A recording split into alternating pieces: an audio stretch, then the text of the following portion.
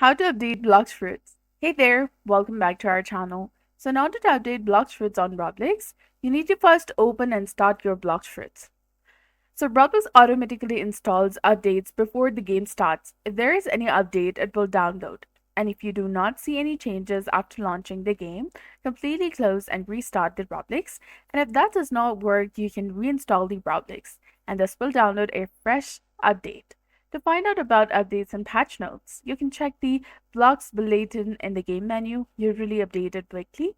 And you can also find information on the websites like videogameschronicle.com or sportskeeda.com and playback.com, as well as Reddit.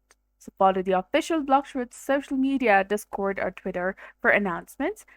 So therefore, Roblox updates the games automatically and restart the Roblox to try and force an update. You can reinstall Roblox if you're still having problems and check the Roblox Bulletin or Discord Twitter for update information. So that's it for this video. I hope you found it helpful.